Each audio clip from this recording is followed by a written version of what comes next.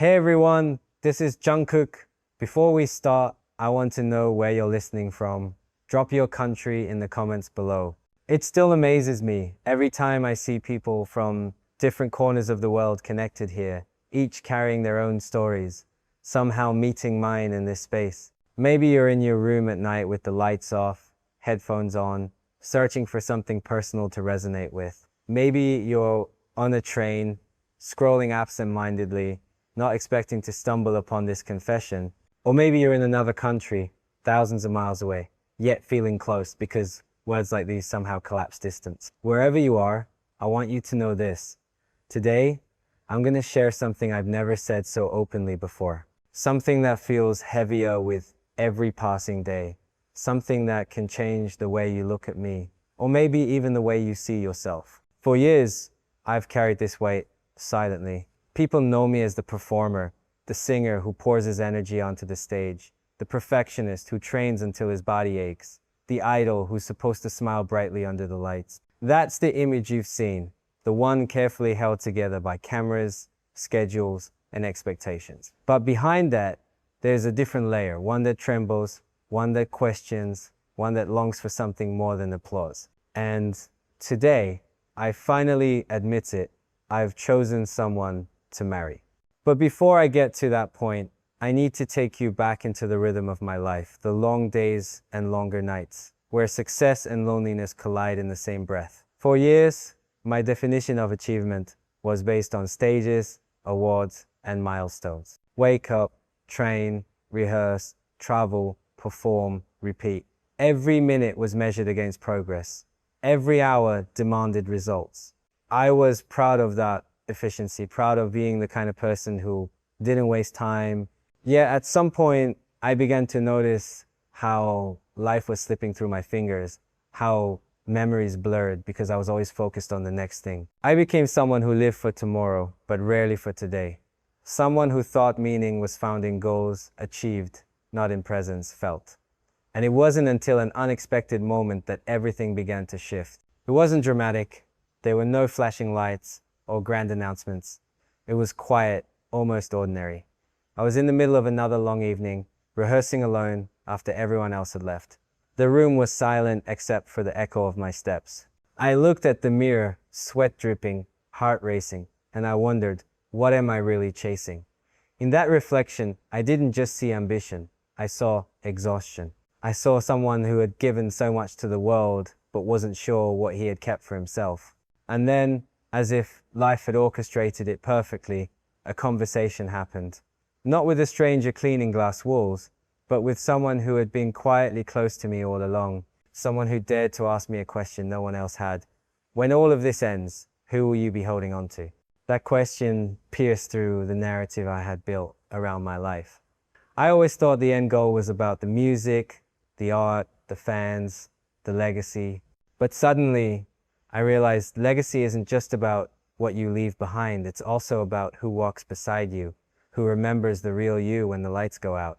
I carried that question with me for days.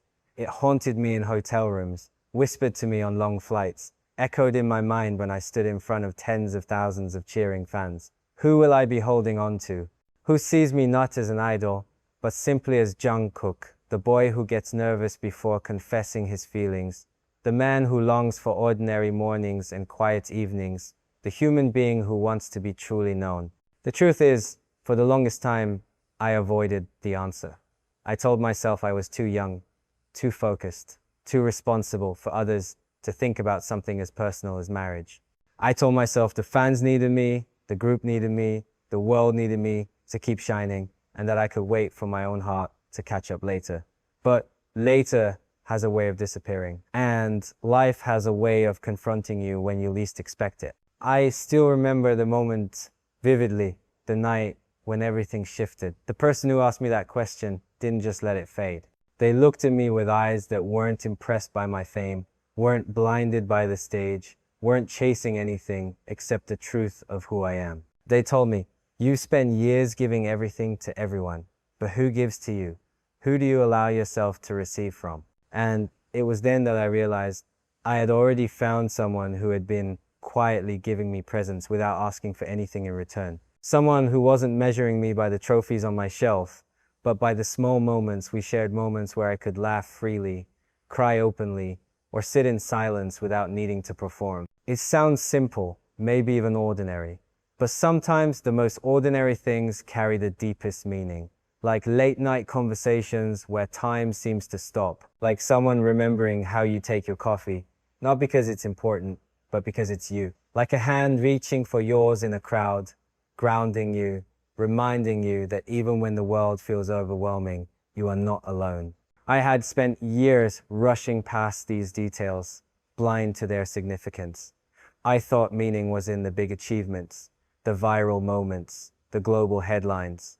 But I was wrong. Meaning was in the quiet presence of someone who reminded me that being truly alive isn't about what you accomplish, but about who you become and who you share it with. That night, I couldn't sleep. Their words, their presence, their quiet understanding, it broke through the armor I had worn for so long. I asked myself, if I keep living this way, chasing endlessly, will I regret it when it's too late? The answer hit me harder than any award, harder than any criticism, harder than any headline. Yes, I would regret it, because achievements without someone to share them with become hollow echoes. And so I began to shift, slowly, quietly, almost imperceptibly at first. I started asking myself new questions, not just what am I achieving, but who am I becoming? Not just how much progress am I making, but am I truly present for the moments that matter? Not just how far can I go, but who do I want beside me when I get there? The more I asked, the clearer it became. And now, standing here before all of you, I can no longer keep it to myself. I finally admit it. I've chosen someone to marry. This isn't about abandoning ambition or stepping away from what I love. It's about redefining success. Because no matter how far I go in music, no matter how bright the lights shine, at the end of the day, I don't want to stand alone. I want to stand with someone who knows me, not the performer, not the perfectionist, not the idol, but me, Jungkook. And maybe you're listening right now wondering how this changes the way you see me. Maybe you feel shocked, maybe confused, maybe even betrayed. But I hope more than anything that you understand this is about choosing life, choosing love, choosing meaning over endless performance. It's about admitting that even someone like me, someone who has stood on the biggest stages in the world, still longs for the same simple truth, to love and to be loved fully. So here I am, saying it clearly for the first time. I've chosen someone to marry. And the story of how I came to this decision is not about sudden romance or dramatic gestures. It's about a slow awakening, a journey from achievement to presence, from performance to authenticity, from loneliness to connection. And this is only the beginning of what I need to share with you. When I finally whispered to myself that I had chosen someone to marry, I knew those words would change the way I saw everything in my life. But admitting it internally and saying it out loud to the world are two very different things. Inside, it felt like a storm relief colliding with fear, clarity mixing with uncertainty. For so long, I had built my identity around being an artist, a performer, someone who couldn't be touched by something as ordinary as love. Yet in that moment, I realized that love isn't ordinary at all. It's the most extraordinary risk you can take because it requires you to lay everything down, your pride, your defenses, your carefully constructed image, and allow yourself to be seen as you really are. The question that haunted me most in those early days wasn't if I had chosen someone, it was whether I was brave enough to live in alignment with that choice. The industry I grew up in thrives on distance. Distance between the artist and the audience. Distance between the performer and the private self. Distance between the dream and the reality. Every day, I lived with a version of myself projected outward, polished and rehearsed.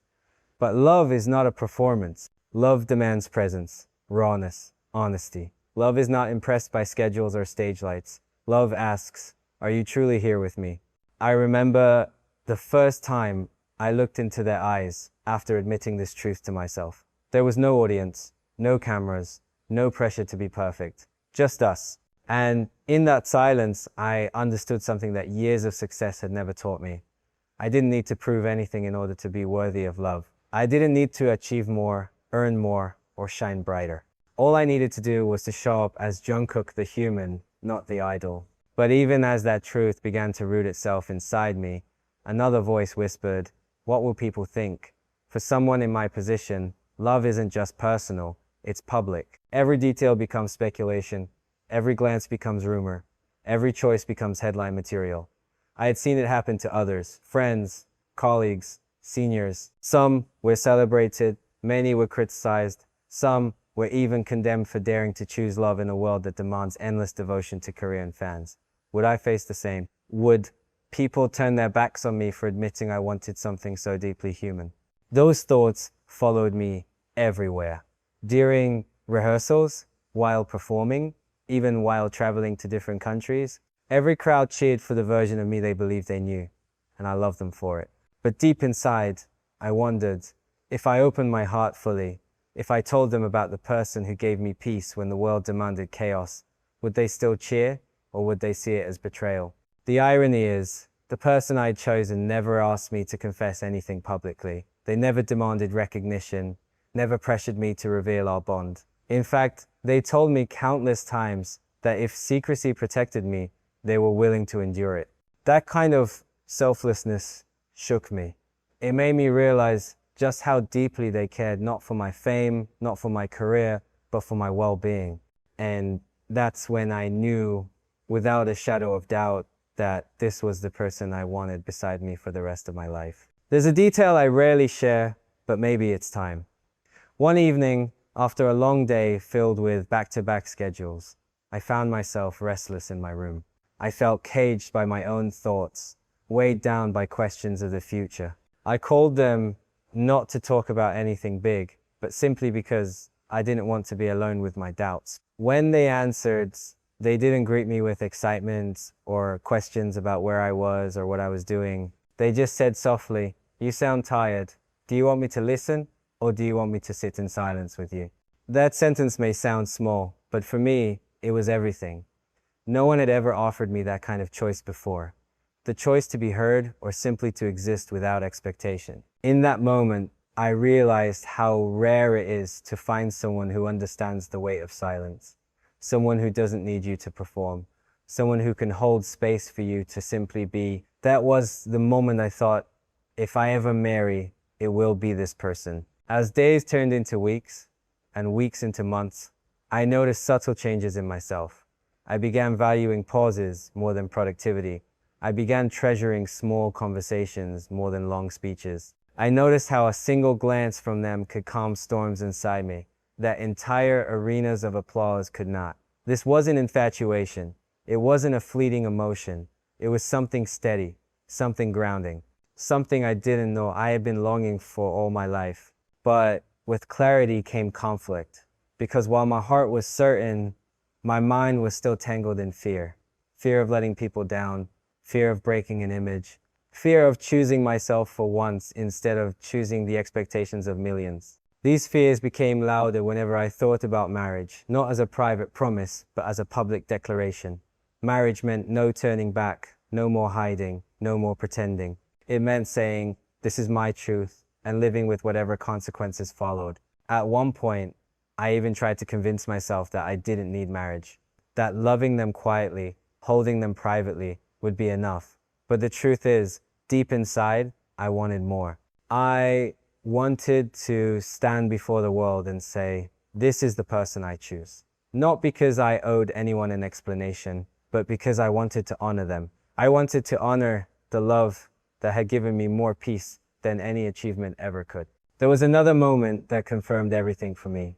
We were walking late at night, far from the city, under a sky filled with stars. I was quiet, lost in thought, when they turned to me and said, "You know, you don't have to rush to decide anything. You don't have to prove your love in some grand way. All you have to do is live it every day." Those words hit me like a wave, because they reminded me that love isn't about future promises or dramatic gestures. It's about the daily choice to show up, to care, to be present. And yet, I also knew that, for me, part of living it fully meant acknowledging it openly. Marriage wasn't about proving love to them they already knew. It was about proving to myself that I was brave enough to choose love completely, without fear, without hesitation. That's when I began to prepare myself for the reality of it. I started reflecting on what it would mean not just to be someone's partner in private, but to be their partner for life. I thought about the mornings we could share, the challenges we would face together, the ordinary days that would become extraordinary simply because we were living them side by side. I thought about the life I wanted to build, not just a career, not just a legacy, but a home filled with presence, laughter, and quiet understanding. And in those reflections, I understood something Joseph, the elderly man in Elon Musk's story, had once said. The tragedy isn't failing to achieve goals. The tragedy is achieving them all and realizing too late they were the wrong goals. I didn't want that to be me. I didn't want to reach the peak of success, only to look back and realize I had sacrificed love, family, and true connection for applause that eventually fades. So here I am, in part 2 of this confession, telling you the truth of what it feels like to finally choose. It's terrifying and freeing at the same time. It's standing at the edge of a cliff, heart pounding, and realizing that jumping isn't the end, it's the beginning of flight. I know some of you might still be shocked, maybe even upset. You followed my journey for years, and perhaps you imagined me walking a different path. But I ask you to understand that this choice doesn't erase who I've been. It doesn't diminish the music, the performances, the connection I share with you. If anything, it deepens it, because now I am speaking from a place of wholeness, not performance, from a place of truth, not pretense. And as I move forward, I hope you'll walk with me. Not because you agree with every choice I make, but because you see me as I am a human being who loves, who longs, who finally admits that he's ready for something more than achievements. He's ready for love, for commitment, for marriage. This isn't the end of the story. It's only the second step. And there's so much more I need to tell you about how I reached this point, about the struggles, the doubts, the hidden battles that shaped my decision. But for now, I leave you with this. I'm no longer afraid to say it. I've chosen someone to marry, and every day I'm learning what it means to live fully in that truth. After admitting to myself that I had chosen someone to marry, and after daring to speak it into words even here, the truth didn't suddenly make life easier. If anything, it made the challenges sharper, the silence heavier, and the weight of expectation harder to carry. Because love, when you live in the public eye, is never just about two people. It becomes a mirror that reflects back on the millions who follow you, the industry that depends on you, and the friends who stand beside you. And suddenly, every step forward feels like stepping onto a stage where the spotlight is merciless and the script is unwritten. I've always known that being Jungkook of BTS meant every detail of my life was magnified. What I wore, how I sang, what I said in interviews, even how I looked when I was tired. Everything could become a headline. And for years, I tried to control it. I tried to keep the line between private and public sharp, unbreakable. But now, with this truth of marriage burning inside me, that line blurred. Because how do you hide something that defines who you are becoming? How do you keep love locked away when it shapes every word you speak, every decision you make, every dream you build? At first, I thought I could balance it, that I could live two lives, one as the idol who gave everything to fans and music, and another as the man quietly preparing to share his life with someone he loved. But that balance began to collapse the more I tried to maintain it. I started to feel the pull in both directions.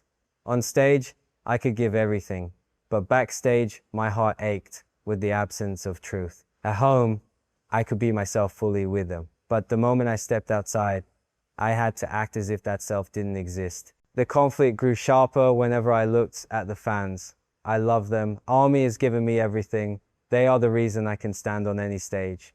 The reason my dreams have become reality. And yet, a part of me feared that choosing love would be seen as betraying them. I imagined their faces, their comments, their reactions. If they knew, would they feel abandoned? Would they think I had chosen one person over millions? That thought haunted me so much. I lost sleep night after night. And yet, love has a way of breaking through fear. Because whenever I sat with the person I chose, all the noise quieted. Their presence reminded me that the most important commitments aren't made to crowds, they're made in the quiet spaces of life. The small moments, The evenings when you're exhausted but still show up for each other. The mornings when you don't feel like talking but still sit together with coffee. The conversations where you admit your fears and aren't judged for them. These were the things that began to matter more than whether the world would understand. But that doesn't mean the pressure disappeared. There were nights I felt like I was carrying two identities that wanted to tear me apart. One, the unstoppable performer chasing perfection. The other, the vulnerable man who just wanted to hold on to love without fear. Sometimes I felt like a fraud, like I was singing songs about connection, about truth, about love, while hiding the very love that was teaching me the meaning of those words. The turning point came in a conversation with the person I had chosen. I confessed my fears that I was terrified of letting fans down, of disappointing the people who had believed in me for so long. I told them I didn't know if I had the courage to live my truth in front of the world. And they listened quietly, as they always do. Then they said something that broke me open. The people who love you don't need you to be perfect. They need you to be real. And if being real means choosing love, then that's the most honest gift you can give. I sat in silence after hearing those words, because deep down, I knew they were right. For too long, I had equated love with betrayal, as if giving my heart to one person meant stealing it from everyone else. But the truth is, love isn't subtraction. It's expansion. Choosing one person to share my life with doesn't mean I stop loving the fans, or the music, or the dream we've built together. It means I finally have a foundation from which to love more deeply, more authentically. Still, the inner conflict didn't vanish overnight. The pressure of being who I am meant that every decision carried echoes of what it might mean for my image, my career, my group. There were moments when I asked myself if it would be easier to walk away, to sacrifice the personal for the sake of the public, to continue living as if love could wait indefinitely. But every time I imagined that future, it felt hollow. A house full of awards but empty of laughter. A career filled with applause but void of presence. A life where I gave everything to the world but nothing to my own heart. The more I thought about it, the clearer it became. I didn't want to live half a life. I didn't want to succeed in everything except the things that matter most. I didn't want to stand on the highest stage, only to realize that when the lights dimmed, I was standing there alone. And so I began to embrace the conflict instead of running from it. I began to ask myself hard questions. What does it mean to be an idol and a human at the same time? What does it mean to choose love while living under scrutiny? What does it mean to honor both my fans and my future partner without betraying either? These questions didn't have easy answers, but I knew they were the right ones to ask. Because only by asking them could I begin to build a life that was honest, balanced, and meaningful. One night, I sat by myself, journaling in the dim light of a hotel room. I wrote down everything I was afraid of: judgment, rejection, misunderstanding, loss. And then on the opposite page, I wrote down what I longed for: peace, connection, family, presence, love. When I compared the two lists, the answer was undeniable.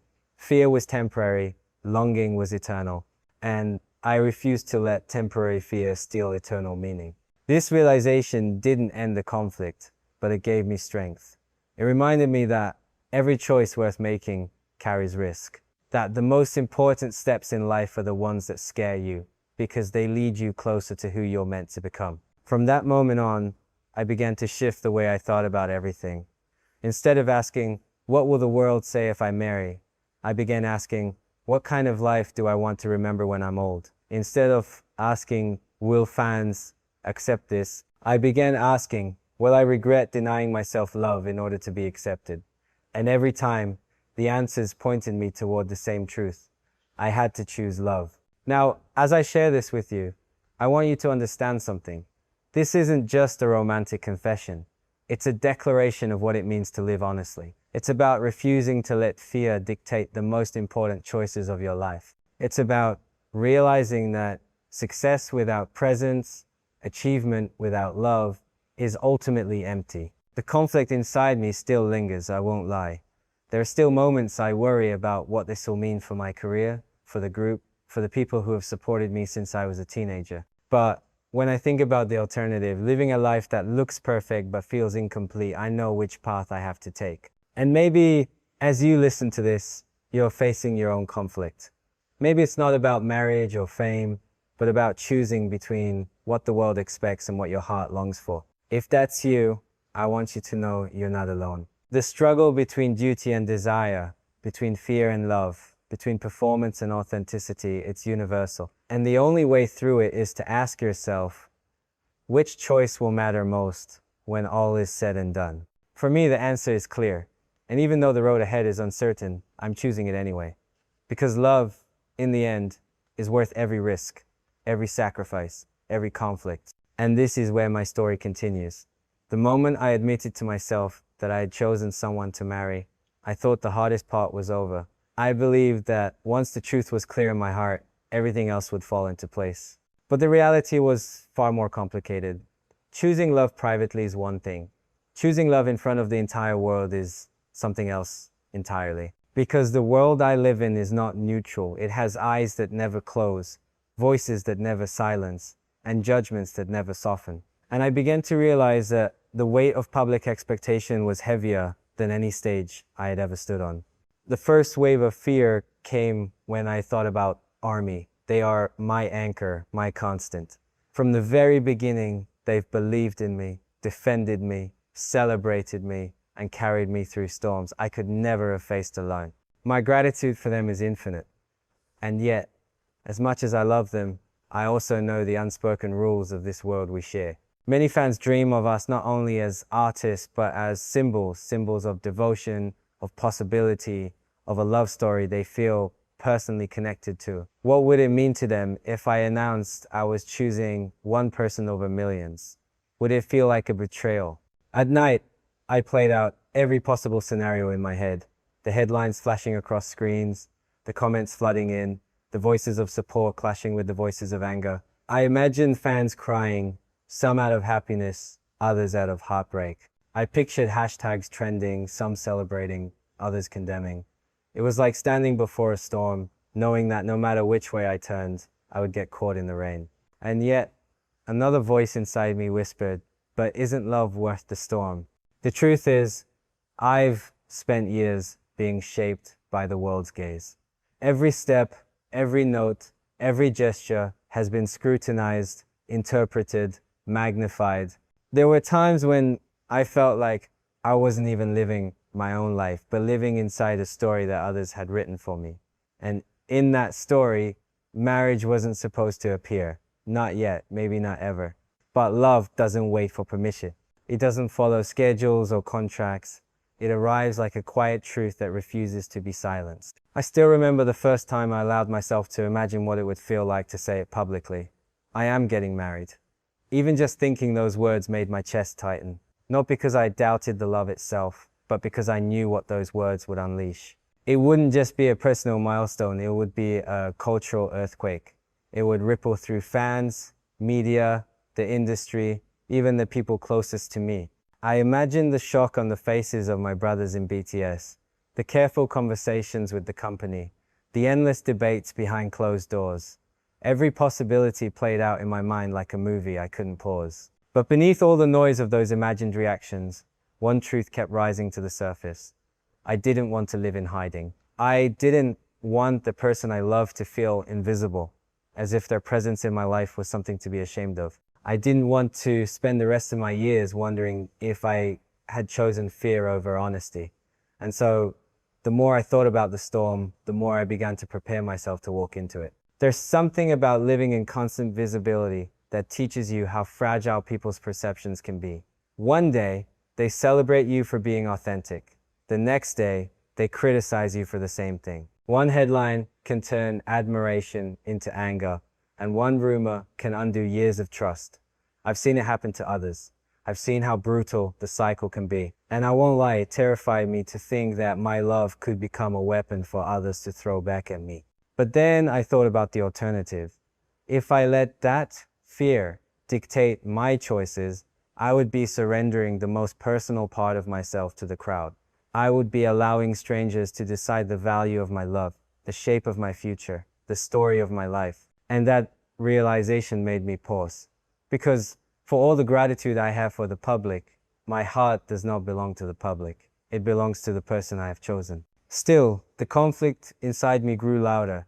Every time I stepped on stage and heard the cheers, I felt the weight of what I was hiding. Every interview, every interaction, I wondered if they could see it in my eyes that I was holding a secret bigger than any achievement I had ever spoken of. Sometimes I thought they did see it. Sometimes I thought the silence between my words was louder than the words themselves. One evening, after another performance, I sat in the dressing room long after everyone had left. The lights were off, the room silent, but my heart wouldn't rest. I stared at my reflection in the mirror and asked myself, am I strong enough to face what will come when the truth is spoken? For a moment, I didn't know. But then I remembered their face, the one I had chosen, and the way their presence had given me peace in moments when the world demanded chaos. And in that memory, I found my answer. Yes, I was strong enough. Not because I had no fear, but because love gave me something greater than fear to hold on to. But strength doesn't erase pressure. The closer I got to embracing the reality of marriage, the more I felt the invisible hands of expectation pulling at me. The industry whispered its warnings about image, about timing, about consequences. Friends reminded me of the risks. Even my own thoughts betrayed me at times, painting pictures of what I stood to lose. And yet, every time those fears threatened to overwhelm me, the simplest truths pulled me back. The way they remembered my coffee, the way they laughed at my worst jokes, the way they said my name, not as an idol, not as a brand, but as a man they loved. These truths anchored me when the pressure tried to drown me. I know the storm is coming. I know the day I speak it out loud, the world will erupt. There will be those who cheer, those who curse, those who walk away, and those who stay. I know I cannot control it, but maybe that's the point. Maybe love was never meant to be controlled or polished into something perfect for public consumption. Maybe love is meant to be raw, vulnerable, terrifying, and real. So as I stand here now, speaking this truth, I am preparing myself not for perfection, but for presence. I am preparing myself to hold steady when the storm comes, to keep choosing love even when the world demands something else. Because at the end of my life, when the applause has faded and the headlines are forgotten, what will remain is not what the world thought of me. What will remain is who I chose and how fully I loved. This is the reality I face in part 4 of this story. The mounting pressure, the invisible weight of public expectation, the fear of reactions I cannot control. And yet, alongside all of that, the unshakable conviction that love is worth it. That marriage, though terrifying in the spotlight, is the truest step I can take toward living a life that is not just accomplished, but meaningful.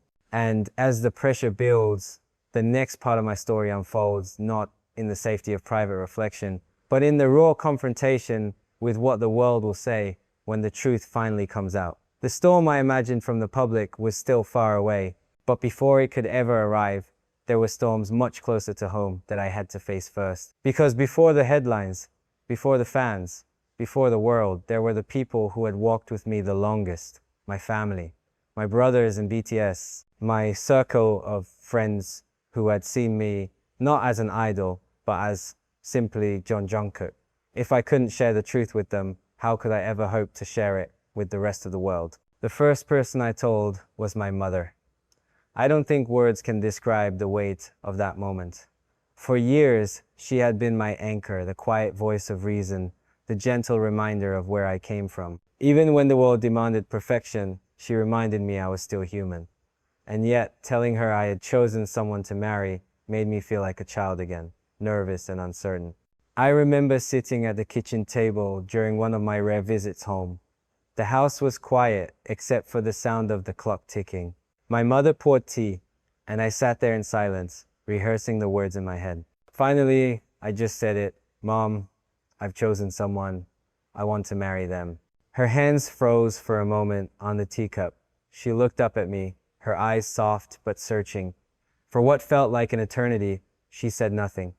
Then, slowly, a small smile appeared. I always knew this day would come, she said quietly. You've given so much of yourself to the world, Jungkook. I prayed that one day you would find someone who gives back to you. I felt my throat tighten. She didn't ask who. She didn't ask how. She didn't even ask when. She simply asked, does this person make you feel peace? Do they make you feel like you can be yourself? And in that moment, I realized she didn't need details. She just needed to know that her son's heart was safe, When I nodded, her eyes glistened with tears, and she reached across the table to hold my hand. Then I will stand with you, she said, no matter what comes. That blessing gave me strength, but it also made me realize how much harder the next steps would be. Because while family is bound by love, the group is bound by something different: years of shared struggle, unspoken loyalty, and a fragile balance between personal choices and collective identity. Telling the members was one of the hardest things I've ever done. We've been through everything together: debut struggles, sleepless nights, endless rehearsals, victories we never imagined, losses we never expected. We are family in every way that matters. And yet, marriage felt like crossing into new territory. It wasn't just my life, it was a choice that could ripple into the lives of everyone standing beside me. I decided to tell them one evening after practice. We were sitting in the studio, tired, sweating, surrounded by the familiar chaos of our second home. The air was thick with exhaustion, but also with the kind of comfort that only comes from years of shared silence. I looked around the room at Nam Junhyun scribbling lyrics, at Yoon Gi-hyung sipping his coffee, at Jimin laughing softly with Taehyung, at Ho Seo-kyung humming absent-mindedly. For a moment, I wondered if I could stay quiet forever. But then I remembered the promise I had made to myself, to live honestly. So I said it. My voice was steady, but my hands trembled. Hyungs, I need to tell you something important. I've chosen someone. I want to marry them. The room fell silent. No one moved. No one spoke. It was as if time itself had stopped. Then, one by one, their eyes lifted to meet mine. Namjoon was the first to respond. He set his pen down, leaned back, and studied me with the calm, analytical gaze he always has. Marriage, he said slowly, almost tasting the word. Are you certain, Jungkook? Yes, I said firmly. I've thought about it. It's not a rush. It's not infatuation. It's real. Yoongi took a long sip of his coffee before sighing. I can't say I'm surprised, he muttered. You've always been the youngest, but you've also grown faster than any of us expected. If this is what you want, then we'll deal with whatever comes. Taehyung, however, leaned forward with wide eyes. Wait, you're serious? Marriage? Like, actually? His voice cracked between disbelief and curiosity. Yes, I repeated, softer this time. I'm serious. Jimin's reaction was different. He didn't say anything right away. He just stared at me, his expression unreadable. And for a moment, I felt fear again, the fear that he might not understand, that he might feel I was walking away from everything we had built. But then slowly he nodded.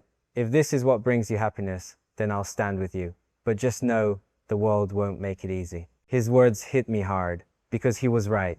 Of all people, Jimin knew what it meant to balance the weight of personal desires against the expectations of millions. He knew the cost of vulnerability, and yet his acceptance gave me the courage to keep going. Hoseo clapped his hands suddenly, breaking the tension. Well, he said with a smile, if our maknae is brave enough to say this out loud, then he deserves our support. Love isn't easy, but it's worth it. We'll figure it out together. The room slowly shifted from silence to cautious laughter, from shock to reluctant acceptance. It wasn't a celebration, not yet, but it was a beginning. A beginning of the conversations we would have to keep having, the plans we would need to make, the storms we would have to weather side by side. Later that night, Jimin pulled me aside. His voice was quiet, his eyes filled with concern. Are you sure you're ready for what this means? He asked. I don't know if I'm ready, I admitted, but I know I can't keep living as if love doesn't matter. And I know this is the person I want beside me. He sighed, then gave me a small smile. Then I'll protect you as much as I can. That's all I can promise. Those words stayed with me, because in them, I felt both the warning and the love of someone who has walked with me through every season. Telling my friends outside the group was different. Some were shocked, others laughed it off at first, thinking I was joking. But when they saw the seriousness in my eyes, most of them softened. A few reminded me of the risks, of the headlines, of the backlash, but the ones who mattered most reminded me of something simpler. At the end of the day, happiness is what you carry with you. Everything else is noise. And yet, even with the support of family, the cautious acceptance of the group, and the mixed reactions of friends, I couldn't escape the weight pressing down on me. Because the closer I got to saying it publicly, the more the wall seemed to close in. Every conversation was filled with hidden meaning. Every rehearsal felt heavier. Every glance from the members carried silent questions. And though no one said it out loud, we all knew, once the world found out, nothing would ever be the same. Part 5 of this story is not about triumph. It's about the fragile balance between love and loyalty, between personal truth and collective responsibility. It's about the quiet conversations that shape the foundation of big decisions. It's about the people who matter most and the way their support or their silence can either strengthen or shatter you. As I walked away from those early confessions, I realized something. Love is not just between two people. Love ripples outward, touching everyone connected to you. And if you want it to survive, you have to build it not only with passion, but with courage, patience, and community. And so, with family by my side, with the group cautiously holding me up, with friends reminding me of what truly matters, I took another step forward, closer to the storm, closer to the truth, closer to the day when the world would finally hear the words I could no longer keep hidden. When the words had finally left my lips in front of my family, my brothers, and a few trusted friends, I thought I would feel lighter. And in some ways, I did. Their acceptance, even when cautious, felt like a shield against the storm I knew was coming. But if sharing with them was like whispering the truth in safe corners, the next step was like preparing to shout it in a stadium filled with millions of voices. Because once the company knew, once the machinery of media and industry turned its gaze toward me, there would be no turning back. The reality of being part of this world is that nothing personal ever stays personal for long. Every step of my life has been intertwined with contracts, schedules, public relations, and strategies carefully designed to maintain balance. So when the thought of marriage became more than just a thought, when it became my decision, I knew I had to face the conversations I dreaded most. It began with a meeting at Hype headquarters. I had been in those halls countless times before, but that day the walls felt narrower, the lights brighter, the air heavier.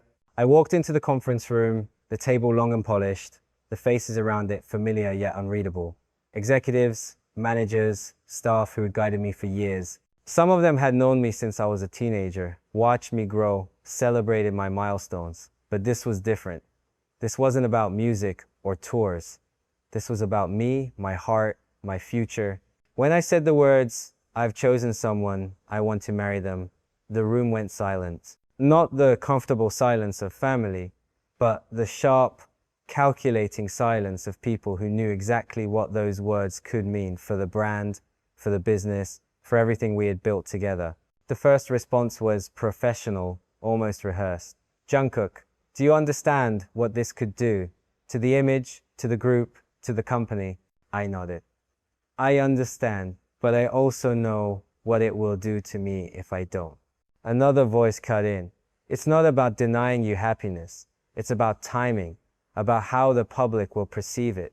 You're still young. You're still in the prime of your career. Can't this wait?" I felt a familiar frustration rising in me. For so long, I had lived according to what could or couldn't wait. My dreams, my desires, my needs were often postponed in the name of timing. But love doesn't wait. And for the first time, I didn't want to wait either. "I can't keep living as if my heart doesn't matter," I said firmly. "I've given everything, my time, my energy, my body, my voice to this dream, and I'll keep giving. But if I can't also choose love, then what's the point of it all?" The room shifted, some faces softened, others hardened. I could see the calculations in their eyes, numbers, charts, projections of what the announcement might do to sales, to endorsements, to stock prices. It felt strange, almost cruel, to see love reduced to a liability on a business sheet. But that's the world I live in, and I had to face it. The meeting stretched on for hours. Voices clashed, some urging caution, some warning of disaster, a few quietly suggesting support.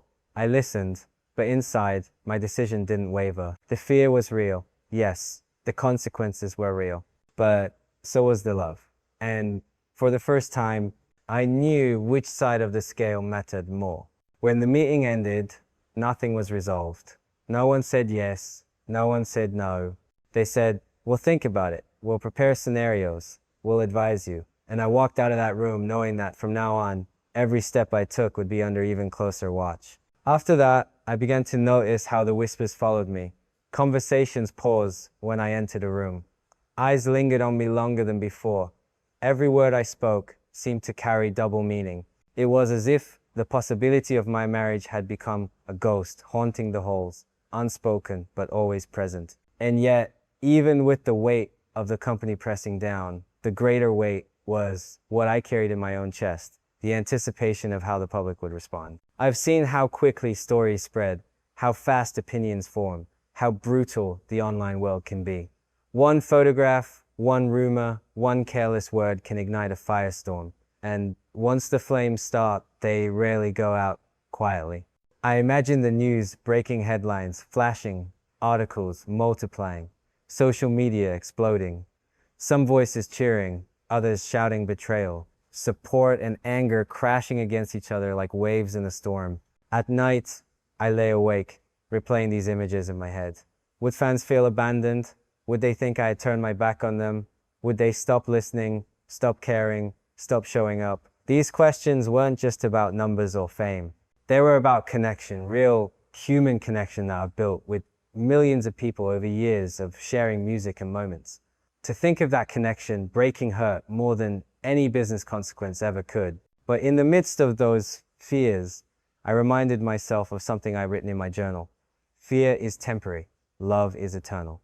The truth is, no matter how much I worried, I couldn't control what the world would say. I couldn't control the headlines, the comments, the debates. All I could control was whether I would stand firm in my truth, whether I would let fear silence me or let love guide me. And so I began to prepare, not for approval, but for resistance. I talked with the person I had chosen, laying out every fear I had. Are you ready for this? I asked them. Are you ready for the world to know, for the criticism, the hate, the endless noise? They looked at me calmly and said, I'm not afraid of the world if I'm standing with you. I'd rather face the storm together than hide in silence apart.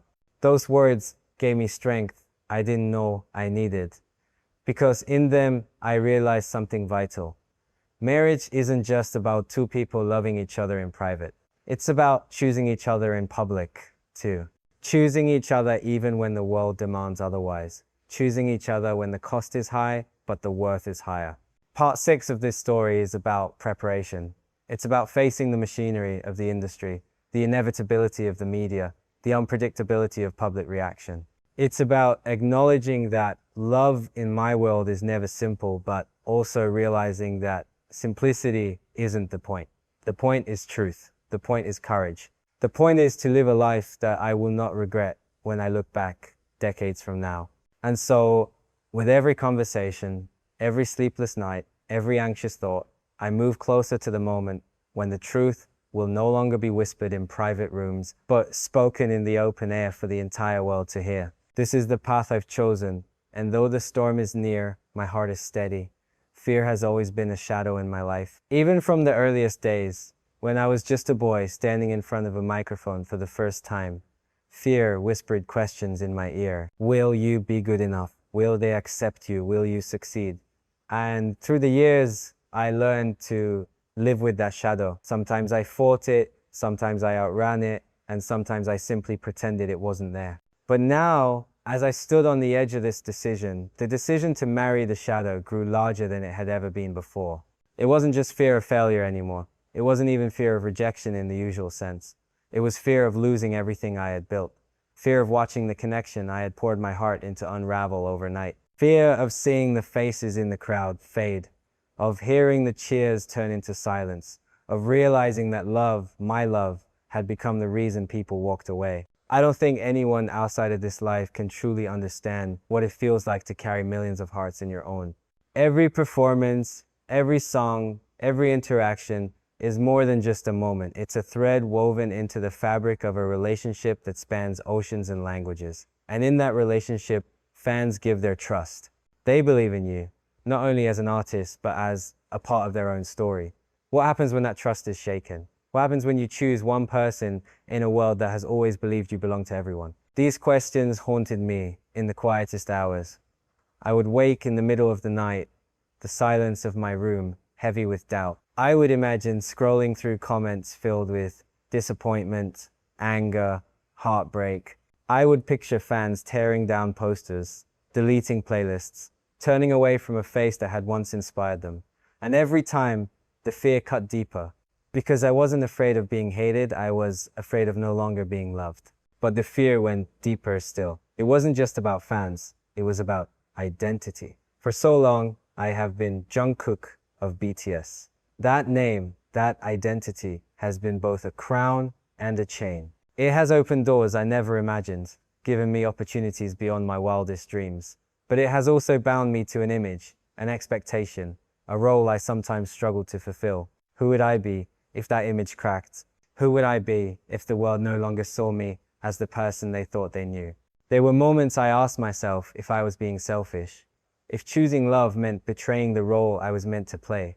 Was I risking not only my own happiness, but the happiness of millions who found joy in me staying the same? Was I allowed to grow when growth meant breaking illusions? One evening, I found myself alone in the practice room. The mirrors reflected not just my body, but the weight in my eyes. I started singing softly, almost whispering the lyrics of a song we had once performed, a song about dreams, about hope. But the words felt different now. They weren't just about ambition, they were about survival. I stopped singing and sat on the floor, my back against a cold wall, and I whispered into the empty room. Am I strong enough to lose everything for the sake of love? And then came the darker thought, what if I lose love too? What if the person I had chosen, the person I was ready to risk everything for, one day realized that the cost was too high? What if they walked away, leaving me with neither the world nor the one I loved? That fear gnawed at me more than anything else. Because love is a leap, and leaps don't come with guarantees. But even in those moments of despair, I remembered something they had said to me once, on a night when I confessed my doubts. I had told them, I'm afraid of losing my fans if I choose you. And they replied, you won't lose them. You'll just give them a different version of you, the real one. Some may leave, yes, but the ones who stay will love you, not for the image, but for the truth. Those words echoed in my mind again and again, and slowly, I began to realize that fear and love cannot occupy the same space. One will always push the other out. If I let fear rule me, love will wither.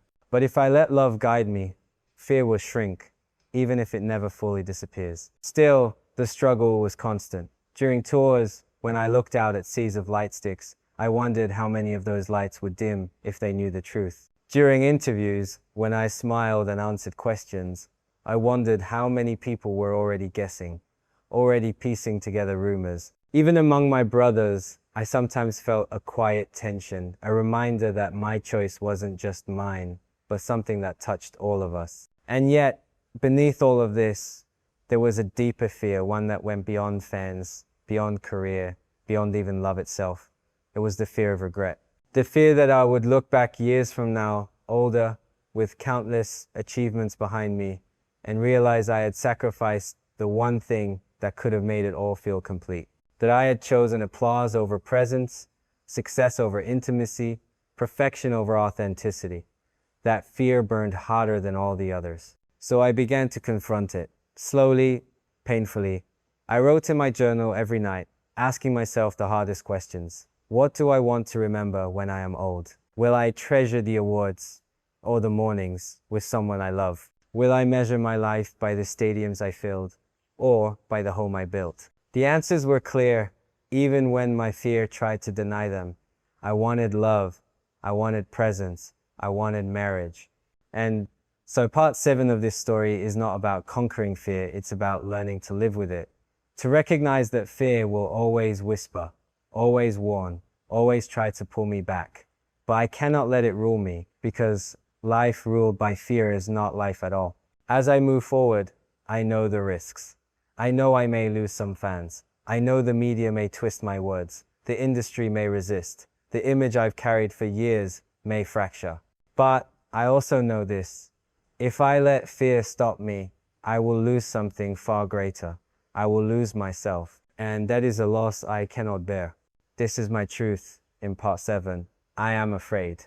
Afraid of losing fans, losing career, losing identity. But I am more afraid of losing love, of losing the chance to live, honestly, of losing the life I was meant to build. And so, even with fear at my side, I keep walking toward the truth. The storm is closer now.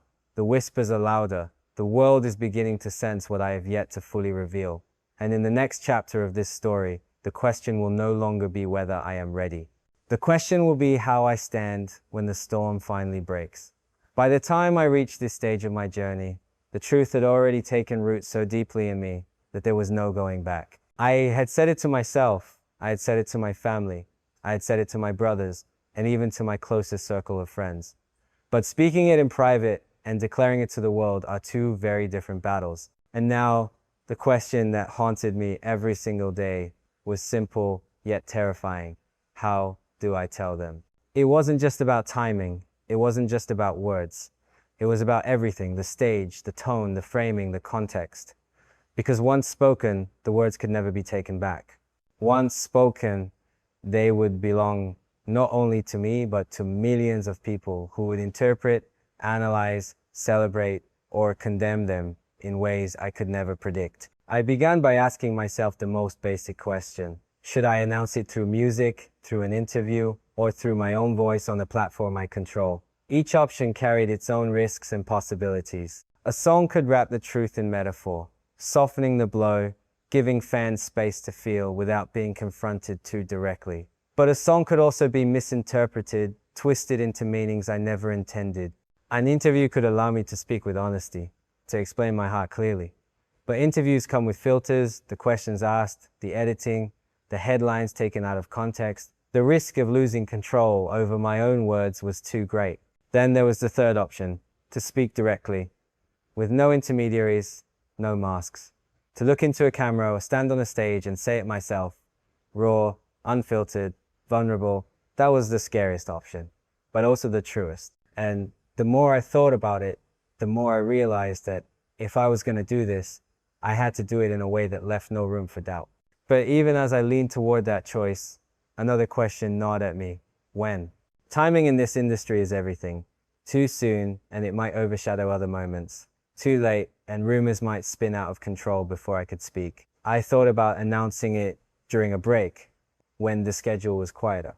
I thought about waiting until after a major tour, so that the focus could stay on music first. I thought about whether I should do it at all while the group was active, or wait until the dust of our busiest years had settled.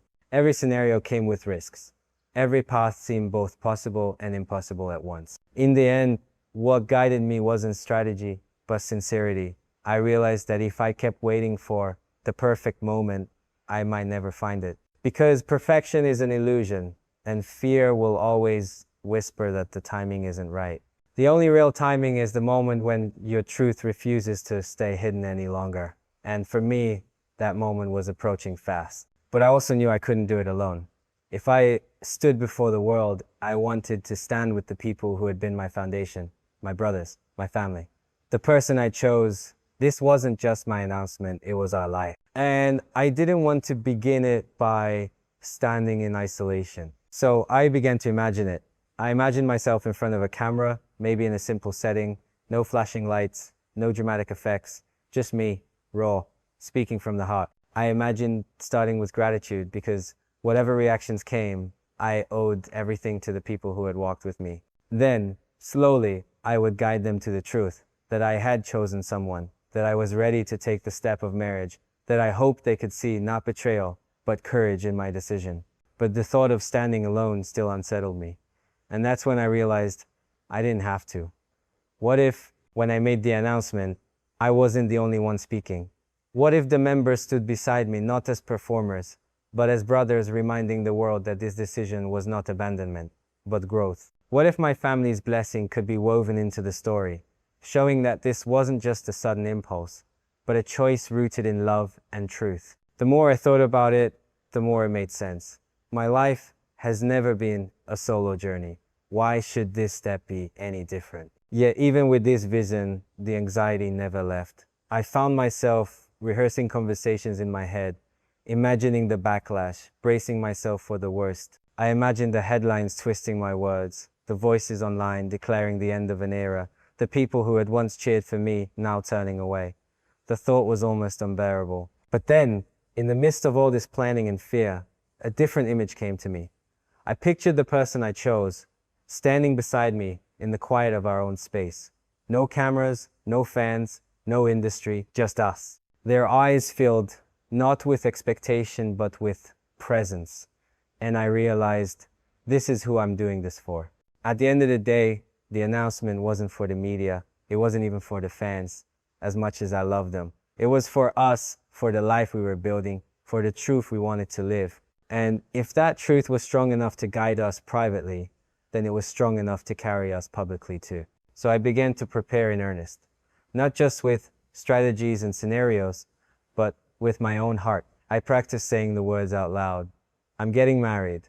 At first, they felt heavy, like stones on my tongue. But the more I said them, the lighter they became.